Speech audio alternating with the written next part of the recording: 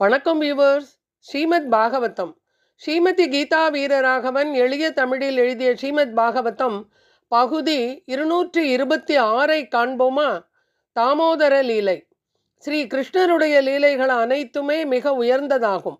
ஆனால் பகவான் பக்திக்கும் தாய் அன்பிற்கும் கட்டுப்படுவான் என்பதை உணர்த்தும் இந்த தாமோதர லீலை மிகவும் அனுபவித்து ரசிக்கக்கூடியதாகும். ஒரு நாள் நந்தகோபருடைய வீட்டில் வேலை செய்து கொண்டிருக்கும் பணிப்பெண்கள் அனைவருமே வீட்டில் ஒவ்வொரு வேலையில் ஈடுபட்டு இருந்ததால் அன்று தாய் யசோதை தயிரை தானே கடையத் தொடங்கினாள்.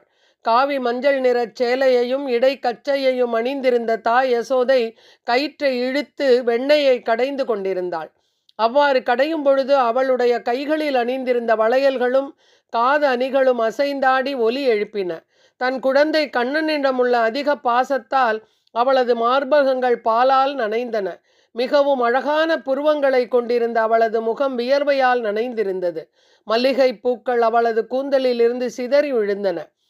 நம் ஆண்டாள் நாச்சியார் இதனையே திருப்பாவை பாசுரத்தில் கீசு கீசு என்று எங்கும் மானை சாத்தன் கலந்து பேசின பேச்சரவம் கேட்டிலையோ பேய்பெண்ணே காசும் பிறப்பும் கலகலப்ப கைபேர்த்து வாச நறுங்குழல் ஆய்ச்சியர் மத்தினால் ஓசைப்படுத்த தயிரரவம் கேட்டிலையோ நாயக பெண் பிள்ளாய் நாராயணன் மூர்த்தி கேசவனை பாடவும் நீ கேட்டே கிடத்தியோ தேசமுடையாய் திரவேலோர் எம்பாவாய். திருப்பாவை பாசுரம் 7 என்று பாடியுள்ளார். ஸ்ரீ கிருஷ்ணரை தாய் யசோதை கட்டுதல்.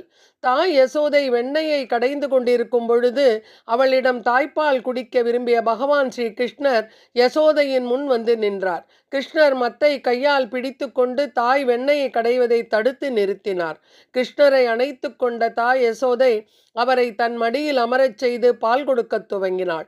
அந்த சமயம் அடுப்பில் பால் வைத்தது நினைவிற்கு வர கிருஷ்ணனை ஒருபுறம் அமரச் செய்துவிட்டு பொங்கி வழியும் பாலை கவனிக்கச் சென்று விட்டாள். தாய்ப்பாலை திருப்தியுடன் குடித்து முடிக்காததால் கிருஷ்ணன் மிகவும் கோபமடைந்தார். ஸ்ரீ சுகவுவாச்ச சஜ்ஞாத கோபஸ்புரிதாருணாதரம் சந்தஸ்ய தத்பித்ததி மந்தபாஜனம் பித்வா மிருஷா ஸ்ருத்ரிஷத்தஸ்மனா ரகோஜஹாசகையங்கவம் அந்தரம் கதக. எனக்கு பால் தந்து கொண்டிருக்கும் பொழுது என்னை கீழே விட்டுவிட்டு சென்று விட்டாயே என்று உதடுகள் துடிதுடிக்க கோபம் வந்தது. பற்களால் தன் சிவந்த உதட்டை கடித்து கொண்டான் கண்ணன். கண்ணனின் கண்களில் இருந்து பொய் கண்ணீர் ததும்ப மத்தினால் தயிர் பானையை உடைத்தார். பானை உடைந்தது. அதிலிருந்து தயிர் ஆறாக ஓடத் தொடங்கியது. புதிதாக கடைந்த வெண்ணெயை கையில் எடுத்து கொண்டார். புதிய வெண்ணெய்க்கு ஹையங்கவம் என்று பெயர். பழைய வெண்ணெயை நவநீதம் என்பர். கடைந்த புது வெண்ணெய் கிருஷ்ணனுக்கு மிகவும் பிடிக்கும்.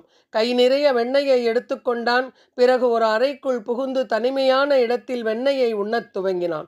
தாய் யசோதை அடுப்பில் இருந்து பாலை இறக்கியவுடன் வெண்ணெய் கடையும் இடத்திற்கு திரும்பினாள். அங்கு தயிர் பானை உடைந்து கிடப்பதையும் கிருஷ்ணர் அங்கு இல்லாததையும் கண்ட அவள் பானையை உடைத்தது கிருஷ்ணரின் வேலையாகத்தான் இருக்கும் என்று முடிவு செய்தாள். அந்த இடத்திலிருந்து கிருஷ்ணன் ஓடிச் செல்லும் பொழுது தயிர் தோய்ந்த அவனுடைய காலடிகள் எங்கும் பரவி இருந்தது.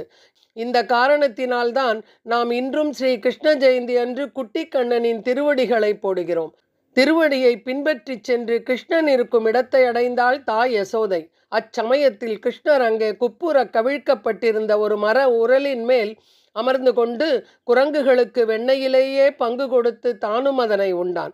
கண்ணனின் முகமெங்கும் வெண்ணெய் தம் விருப்பம் போல் குரங்குகளுக்கு விநியோகித்ததால் இந்த திருட்டை செய்ததால் தன் தாயினால் தண்டிக்கப்படக்கூடும் என்று எண்ணி மிகவும் கவலையுடன் சுற்றிலும் பார்த்து கொண்டிருந்தார். யசோதை புன்னகை செய்தாள். தாய் யசோதை அவரை கண்டதும் மிகவும் கவனத்துடன் பின்புறம் இருந்து அவரை நெருங்கினாள். மீதி வெண்ணெயை பொத்த உரலில் ஒளித்து வைத்து அமர்ந்து கொண்டிருந்தார். கிருஷ்ணர் வெண்ணெயை திருடிவிட்டு மிகுந்த பயத்துடன் அமர்ந்து கொண்டிருந்தார். கையில் தடியுடன் இருக்கும் தன் தாயை கண்ட பகவான் ஸ்ரீ கிருஷ்ணர் மிக விரைவாக உரலில் இருந்து கீழே இறங்கி பயத்துடன் ஓட்டம் பிடிக்க துவங்கினார். எந்த பகவானை யோகிகளால் கூட தியானம் செய்து பிடிக்க முடியாதோ அந்த பகவானை ஒரு ஆய்ச்சி துரத்தினாள். தியானத்தின் மூலமாக பகவானை பரமாத்மாவை கைப்பற்றுவதற்கு யோகிகள் முயல்கின்றனர். ஆனால் அவர்கள் பகவானை அடைய தவற விடுகின்றனர். தாய் யசோதையோ பகவான் கிருஷ்ணரை தன் மகன் என்று எண்ணி அவரை பிடிப்பதற்காக பின்தொடர்ந்து சென்றாள். இதனையே தொண்டரடி பொடியாழ்வார் கூறுகிறார். பெண்ணுலாம் சடையினானும் பிரம்மனும் உன்னை காண்பான், எண்ணிலா ஊழி யூழி தவம் செய்தார் வெள்கி நிற்ப, விண்ணுளார் வியப்ப வந்து ஆனை கன்றுளனை ஈந்த, கண்ணரா உன்னை என்னோ களைக்கணா கருதுமாறே. திருமாலை பாசுரம் 44. கையில் தாம்பு கயிற்றை எடுத்துக்கொண்டு கிருஷ்ணனை கட்டுவதற்காக துரத்தினாள். கிருஷ்ணரின் பின் ஓடியதால் யசோதையின் கூந்தல் அவிழ்ந்து அதிலிருந்த மலர்கள் அவளுக்கு பின்னால் சிதறி விழுந்தன. யசோதையால் கண்ணனின் பின்னால் ஓட முடியவில்லை. மிகவும் களைப்படைந்தாள். தாயின் இந்த நிலையினை கண்ட கிருஷ்ணர் பிடிபட முடிவு செய்தார். தன் மகனான கிருஷ்ணரை யசோதை பிடித்து விட்டாள். யசோதையிடம் மாட்டிக்கொண்ட கிருஷ்ணர் ஒரு பெரிய மிகவும் பயந்த ஒரு குற்றவாளி போல் தன் தவற்றை ஒப்புக்கொண்டார். அவரது கண்களிலிருந்து கண்ணீர் பெருகியது. யசோதை கண்ணனுக்கு அழகாக கண்மையிட்டிருந்தாள். கண்ணன் கைகளால் கண்ணை கசக்க கண்ணிலிருந்த மையானது முகம் முழுவதும் அப்பிக்கொண்டது. யசோதை அதனை ரசித்தாள். தாயை பார்த்து கைகூப்பி, அம்மா என்னை எதுவும் செய்து விடாதே என்று அழுதான். எந்த பகவானை பார்த்து உலகமே கைகூப்பி நிற்குமோ அந்த பகவான் அவன் தாயை நோக்கி கைகூப்பினான்.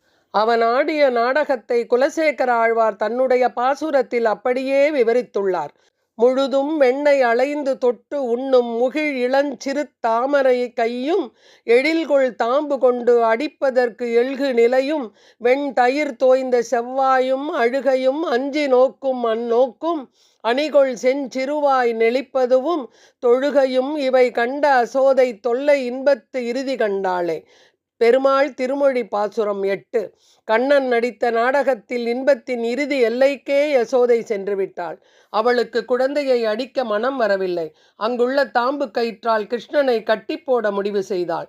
கிருஷ்ணர் யார், அவர் எவ்வளவு சக்தி வாய்ந்தவர் என்பதை அறியாத தாய் யசோதை எப்பொழுதும் கிருஷ்ணரின் மேல் அன்பிலேயே மூழ்கியிருந்தாள். கிருஷ்ணரிடம் இருந்த தாய் பாசத்தின் காரணத்தினால் அவர் தொடர்ந்து குறும்புத்தனங்கள் செய்யாமல் இருக்க கட்டி போட நினைத்தாள். கிருஷ்ணரின் இடுப்பில் தாம்பு கயிற்றால் 3 சுற்றுகள் சுற்றினாள். ஆதியும் அந்தமும் உள்ளும் புறமும் முன்னும் பின்னும் இல்லாதவர், எந்த பகவான் இந்த உலகத்திற்கு உள்ளேயும் இருக்கிறானோ, எந்த பகவான் இந்த உலகத்திற்கு வெளியேயும் இருக்கிறானோ, எந்த பகவான் உலகத்தின் முன்னேயும் இருக்கிறானோ பின்னேயும் இருக்கிறானோ, அப்படிப்பட்ட பகவானை கட்ட நினைத்தாள் யசோதை. சர்வேஸ்வரனான பகவானை யசோதை தன் சொந்த குழந்தையாக எண்ணிக்கொண்டு அவரை ஒரு கயிற்றால் மர உரலுடன் கட்டி போட எண்ணுகிறாள்.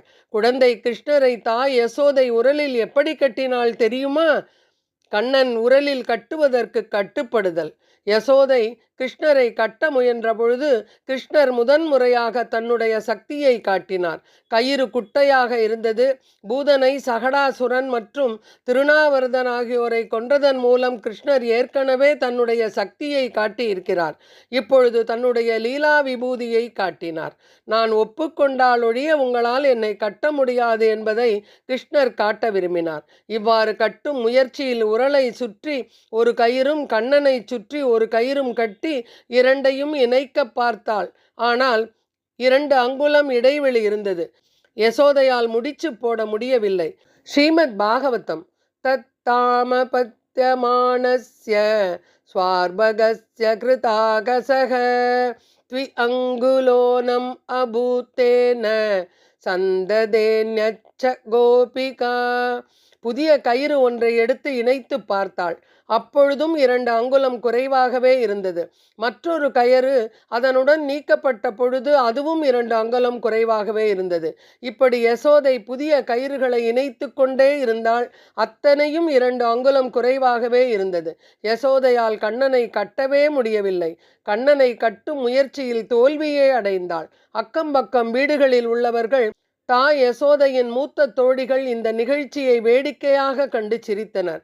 தாய் யசோதைக்கும் சிரிப்பு வந்தது.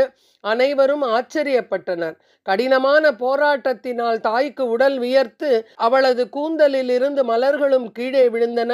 தன் தாய் இவ்வாறு களைத்து விட்டதை கண்ட குழந்தை கிருஷ்ணர் தாயின் மீது கருணை கொண்டு கட்டுப்பட நினைத்தார். தாயின் அன்புக்கு கட்டுப்பட்டார். இதுவே பகவானுக்கும் பக்தனுக்கும் இடையே உள்ள அன்பு பரிமாற்றமாகும். தன்னுடைய பக்தருக்காக பகவான் சில சமயங்களில் தோல்வி அடைய ஒப்புக்கொள்கிறார். கிருஷ்ணனை கட்டிய பிறகு யசோதை மிகவும் சந்தோஷப்பட்டு தன் தோழியர்களை பார்த்தாள். தாம்பு கயிற்றால் இடுப்பில் கட்டப்பட்டதால் கிருஷ்ணனுக்கு தாமோதரன் என்று பெயர் ஏற்பட்டது.